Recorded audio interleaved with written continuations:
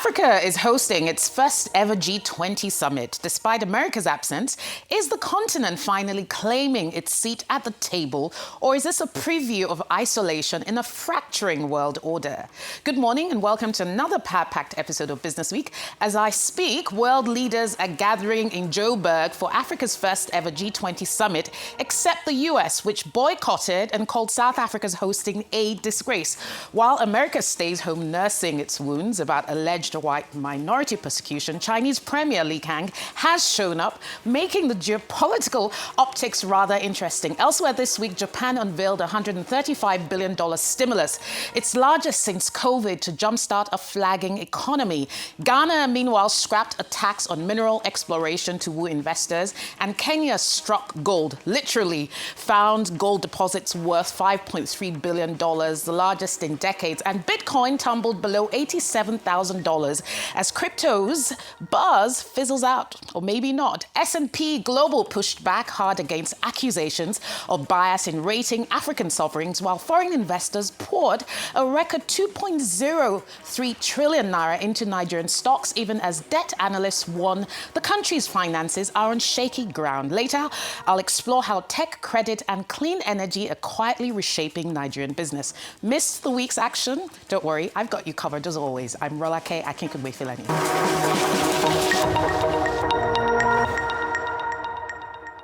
Let's take a look at global markets. First, we start with commodities. Crude extended its pullback, but natural gas strengthened on firmer seasonal fundamentals. This week was largely negative for commodities. Brent and WTI, as you can see, both slipped between 3% and 4% as weak demand indicators and, I guess, ongoing macro uncertainty continue to pressure prices. But gasoline saw the sharpest drop at 6%, reflecting softer refining margins and lower seasonal consumption. Natural gas was, of course, the standout, gaining just over 3% on the back of cooler weather forecasts and stronger LNG feed gas demand. Let's take a look at Nigeria's equities markets. Well, we saw what happened last week, but week on week, there was a sharp collapse in market activity compared to the previous week, notwithstanding the fact that the market did recover midweek. So the equities markets in general had a very soft week. The all-share index fell a little over 2%, but liquidity was actually the real story. Trading volumes did plunge. Week on week, we saw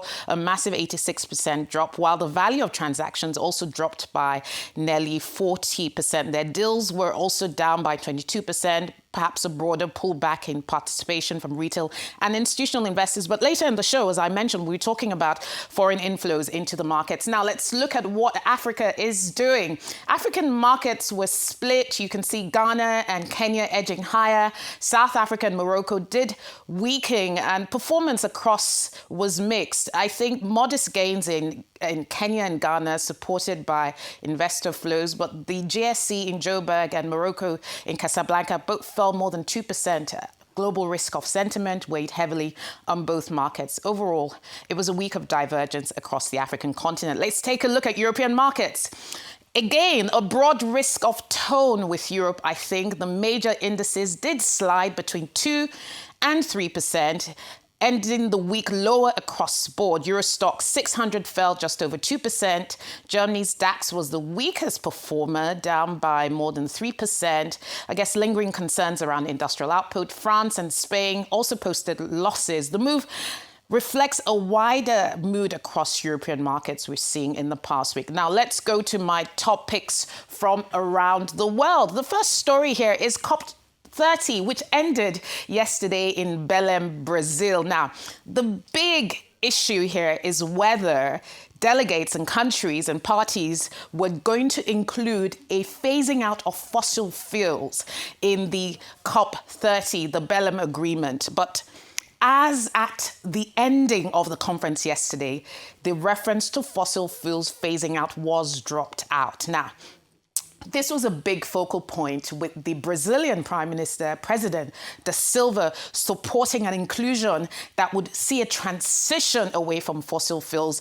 And actually, Colombia is now saying it's going to hold a summit next year to specifically look at that issue. This was a major source of division during COP30. We hear about these agreements that countries hope to strike. There were protests, over 70,000 people on the streets in Belém, Brazil, protesting over what they saw as a watering slowing down of the global climate agenda. And of course, the Americans have boycotted this. We know Trump has called climate change a scam, so it's no surprise that the Americans weren't there in full force. But COP30 ending and the global roadmap on fossil fuels phasing out was not in that draft agreement. Now, Ghana has scrapped a controversial mineral exploration tax, and it's all in a bid to sort of spur investment in the country.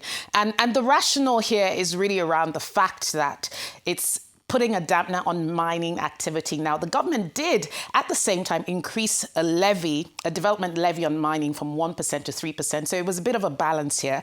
But we've also seen output from small-scale miners in the Ghanaian economy actually increased relative to output from the larger companies. So I guess this removal of this tax will be good news to gold explorers and miners in Ghana like AngloGold Ashanti, Newmont, Goldfields, and others. Of course, mining exports contribute about a third of government export revenues in Ghana. Now, China's budget spending fell by 19% in October, a huge slump. That's a 4-year low. Now, it seems like the government is trying to be careful about and prioritizing fiscal sustainability over an aggressive stimulus. The government believes even with this cut and slump in spending that it can still meet its 5%, that's a GDP growth target for China by the end of this year. So this is an interesting strategy here, right, actually, because it's a sign that the government is confident about the economic trajectory of the Chinese economy, broader implications for long-term demand around the world. Now, Malaysia has halted a rare earth mining operation after one of its biggest rivers in Malay actually turned blue. This is a big thing because Malaysia has actually entered a rare earth development agreement with the US and actually signed an agreement with China to develop a rare earth minerals refinery. But Greenpeace has actually called for a full-scale investigation after the exploration of the operation actually affected rivers and, of course, the sea life in that particular, the life, marine life in that particular water body. So this actually raises fundamental issues around rare earth mineral exploration around the world and the environmental and sustainability impact of such critical mineral search by companies and governments around the world. Now, Kenya has uncovered a whopping $5.3 billion gold deposit in the Kakamega province in Western Kenya. This is big news for the country, actually, and it's the biggest deposit in decades that the Kenyan government has found out of mining operations. It was discovered by a British gold mining company called Shanta Development Company, and Kenya is also thinking now of building a local refinery in the region, and the Central Bank of Kenya is now wanting to boost its reserves of gold and is looking to source a large portion of that locally.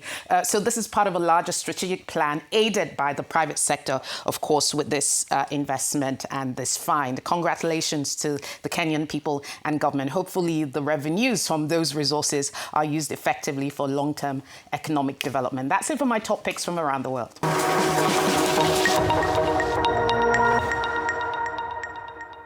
So let's now take you to some other top stories from around the world. First, Japan's cabinet has approved a 21.3 trillion yen, that's about $135 billion, stimulus package on Friday as Prime Minister Takaichi seeks to boost the slowing economy and support inflation-hit consumers. The package focuses on 3 pillars: addressing rising prices, achieving economic growth, and strengthening defense and diplomacy. It's Japan's largest stimulus since the COVID-19 pandemic and includes expanded local government grants plus subsidies for electricity and gas bills. In the cryptocurrency world, Bitcoin dropped Thursday to its lowest level in more than 6 months as investors pulled back from riskier assets and weighed prospects of another Fed rate cut. The cryptocurrency fell to $86,000, 325 cents. It's the lowest since April 2021, last trading at $86,690.11. Bitcoin has slid steadily since cascading liquidations of highly leveraged crypto positions back in early October. S&P Global Ratings rejected claims of bias in assessing African governments' creditworthiness, insisting all countries receive equal treatment. And this is a quote from S&P Global: "We don't treat Africa or Latin America or Asia. We don't treat anybody differently," said Roberto Sifon Arevalo, global head of sovereign ratings. And he went on to say, "Our criteria and methodology have been public for decades." Foreign portfolio investors have returned to the Nigeria exchange in record numbers, with transactions hitting 2.03 trillion as of October this year, surpassing all annual foreign participation since 2007. The latest domestic and foreign portfolio investment report shows participation by foreign inflows has already exceeded any full-year figure since 2007, reflecting improved investor appetite driven by better dollar supply and an easier fund repatriation. Nigeria's public debt is edging close to unsustainable territory, according to capital market specialists at the Capital Market Academics of Nigeria Q4 2025 symposium, which held on November 15. While official indicators suggest the debt to GDP ratio remains within acceptable thresholds, analysts warned Nigeria's debt trajectory is increasingly fragile due to weak revenues, rising debt service costs, and structural inefficiencies. World leaders arrived Friday for a historic first G20 summit in Africa that aims to put the problems of poor countries at the top of the global agenda, but has been undermined by a rift between host South Africa and the US over a Trump administration boycott. The weekend summit in Joburg will be attended from today by delegations from 18 of the world's richest and top developing economies, minus the US, which has branded South Africa's hosting a disgrace and won't participate in the talks. The boycott was uttered by Trump over his claims that majority black South Africa is persecuting its white Afrikaner minority. Meanwhile, Chinese President Li Kang arrived in Joburg yesterday. It marks the first time the summit is taking place in Africa. Well, joining us now live from Joburg to bring us updates on the G20 summit is Arise correspondent Adesua Giwa Osage. Okay, so really great to see you there in Joburg. I think you're about an hour ahead, Adesua. Great to see you this morning. Good to see you too. Yes, we're just an hour ahead of you there in Lagos. Okay, well, the US boycotts Africa's first G20 over claims about white minority persecution, while China's premier shows up ready to do business. Isn't this the geopolitical gift of the century for Beijing, with America essentially ceding influence across an entire continent over what most observers see as a manufactured grievance? What does South Africa actually stand to gain or lose from hosting without the world's largest economy at the table? I really love that you called it a manufactured grievance. You know, some commentators here have argued that if Donald Trump actually did come to South Africa, then he might have to actually show the genocide that he's been complaining about. But let's talk about what South Africa gains from hosting this. Now, right behind me, Cyril Ramaphosa, the president of South Africa, is hosting the opening session. His first part of his speech was for the public. The second part was supposed to be private, but we were actually able to hear the first few minutes of it. And what he did was that he started the opening session by saying that there has been essentially unanimous consensus that the G20 leaders will make a declaration this weekend. So we're expecting that when the mics come back on, we are going to hear that they are going to have that consensus declaration that Donald Trump had warned South Africa and the G20 not to make. Beyond that, as you said, there's a lot going on this week. At the sidelines today is going to be the sixth IBSA meeting. That's India, Brazil, and South Africa. South Africa has very important bilaterals lined up, but they also have different agendas that they're pushing here. Now, the inequality report that was authored by the Nobel laureate Philip Stigler has put forward some suggestions and some recommendations for the countries around the world to reduce inequality. And so those are some of the things that South Africa is hoping to accomplish today. They're standing not only as a leader in Africa, but as a leader for the global South. The president, Cyril Ramaphosa, when he was opening his speech, said that there's always something new coming out of Africa, and that nothing and nobody should call the integrity to question or the validity of the first G20 being hosted in Africa. Fantastic. That's really interesting. And I love the mention of consensus. Now, you talked about the report on equality. Inequality, one of the big agenda items is what is, Ramaphosa has termed problems of poor countries. But does this summit actually risk becoming a symbolic victory that produces no actual commitments? We often get criticisms of photo ops and communiques. Or is there a scenario where Africa actually extracts concrete development financing, debt relief, or even trade concessions from the 18 countries that did show up?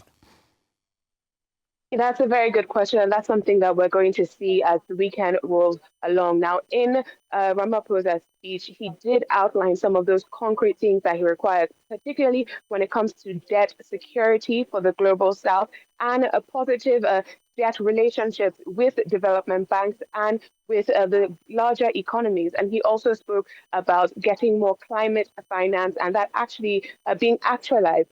And also the just energy transition, of course, in Africa, trying to get us out of energy poverty.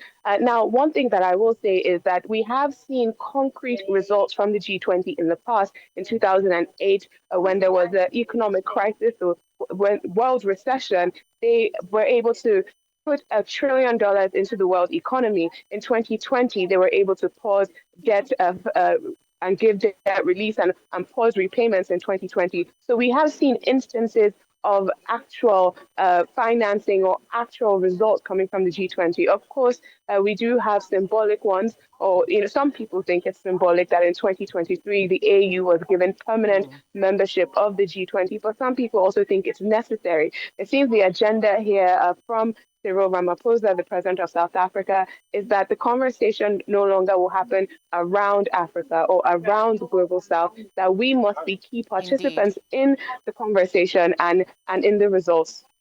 Indeed, and very symbolic indeed. Thank you so much for your reporting there, Desoagiwa Osagie, at the G20 summit in South Africa. Well, that's it for our top stories now.